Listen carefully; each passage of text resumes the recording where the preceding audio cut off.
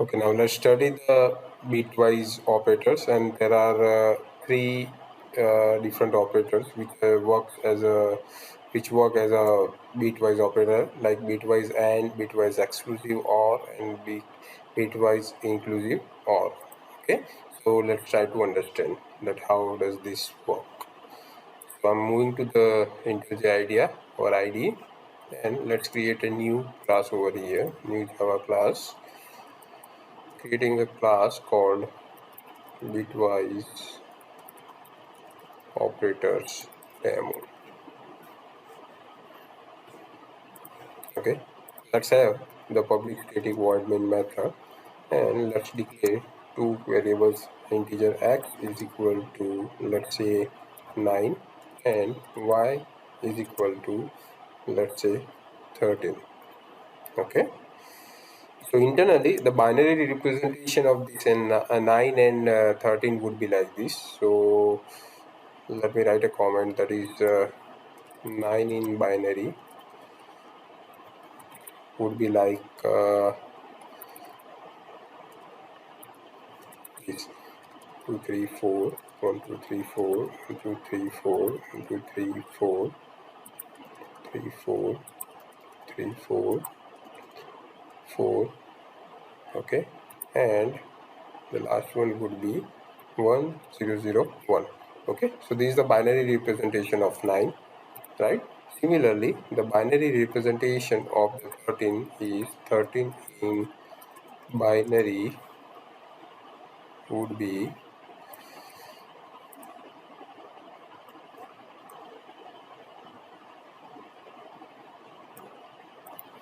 like this. Okay, so let's try to understand that how the bitwise operator works. Okay, so the first operator, the bitwise operator that we are going to consider is bitwise and or ampersand operator.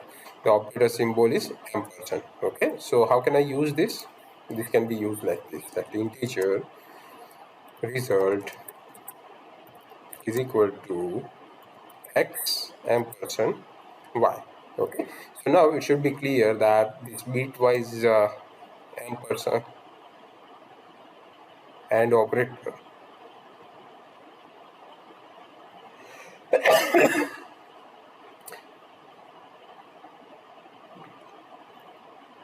the bitwise AND operator is used to do AND operation of two binary values. Okay, and in the binary, that AND operation is what, like if both of the bits values are 1, then and then it will give the result 1, otherwise it will give the result 0. So here in this case the output should be, let me copy this and let me tell you the output should be 1 0 0 1. Okay, so here if I will try to print that system.out.println the result of x and y is, okay, result, right, then the output should be what, 9. Okay, and how the output 9 came? Okay, just we have simply done the AND operation on these two binary values. Okay, and that's why we get the output 9. Okay, let's run this application, let's run this program, and here you can see the output. Okay, so we have discussed about the bitwise AND operator. Similarly, we have another operator called bitwise OR operator. The symbol to represent OR is the pipe, this one, sorry, capital I. Okay, not this one, this is the symbol. Okay, yeah. So if you perform the operation, that is integer result is equal to x or y, in that case what will happen, that it will check either of the bit value, or it will check the bit values, and whenever there is a 1 at least one in any of the input, at that time it will give the answer 1, otherwise it will give the answer 0. Okay, that depends on the truth table of the OR operator. Okay, let me show you the truth table. So let me open the truth table of OR, truth table of and OR. Okay, so here is a truth table, right? So what this truth table says that this is the truth table of AND, that whenever 2-bit value would be 1 1, then it will give 1, otherwise in all case it returns 0. That is what we have seen. Now in the case of OR, the truth table, that if any of the bit value is 1, then it will return 1, otherwise if both are 0, then it will return 0. Okay, so let's go back to the our example. So in this case the answer would be here that 1 1, this will give 1. Sorry, I should start from here. That 1 1 will give 1 over here. 0 0, that will return 0. 0 1, that will give us what? 1, right? And 1 1 will also give us 1, right? So here the final answer should be what? The final answer should be 30, right? Okay, so here let me uh, uh, write the console message, that is s out. Okay, and here I'm just writing that the result of x or y is this. Okay, now if I run this program, then it will give the answer 30. I hope this is clear to you. Okay, so now the another operation is that bitwise exclusive OR. So let's study that bitwise XOR operation. Okay, exclusive OR operation is also known as bitwise XOR operation, and it is represented with this caret symbol. Okay, so let's perform the operation, that is result is equal to x or y. Okay, and here the output would be what? Okay, the output would be dependent on the truth table of XOR. So let's see that what the truth table of XOR says. So here is the XOR truth table.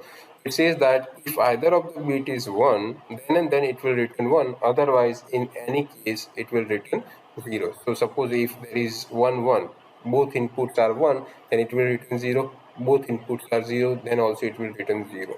Okay, so this is the truth table. So as per the truth table, the output over here would be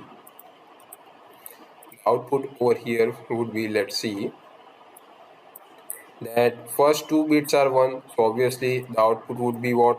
0.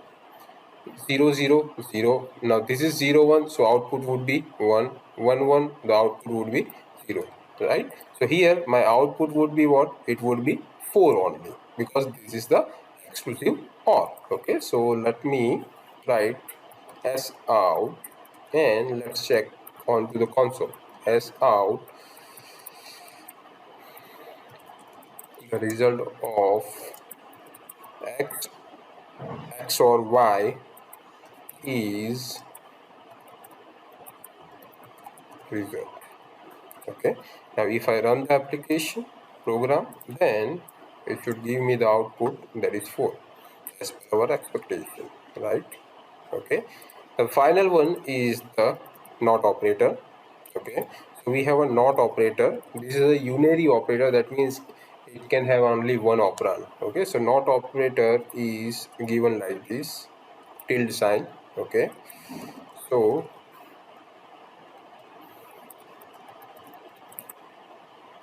let's see that how it works. So result is equal to that not x. Okay, not x, right? So here what will happen, that this is a truth table of not. So what it will do, it will invert the bit value. Okay, it will flip the bit value. So if there would be 0, then it will become 1. If it is 1, then it will become 0. So now in this case, the value of x is where? It is over here. right? Okay, so what will happen, that all the bits value would be flipped. Okay, let me show you how. So here the bit values are like this. Okay, so this 1001 would become what? It would become 00. Sorry, let me keep as it is.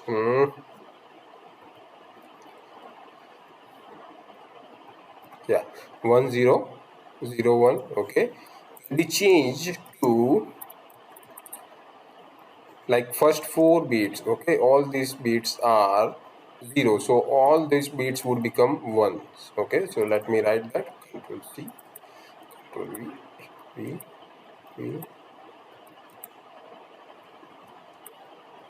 Okay, 7 times, and the last one would become 0, 1, 1, 0.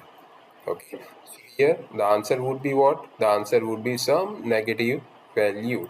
Why negative value? Because now the bit value starts with the value 1. Okay, the binary starts with the value 1, or the MSB is 1. And in Java, whenever there is the MSB is 1, that means that value is negative.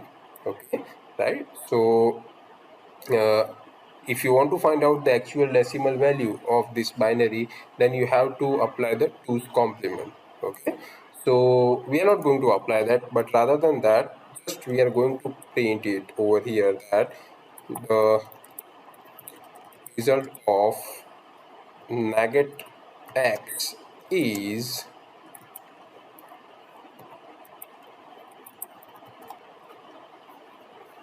let's run the program, and the output should be negative. Okay, so here you can see the output is negative. Okay, so these are the bitwise operators we have seen studied over here. That's it for this video.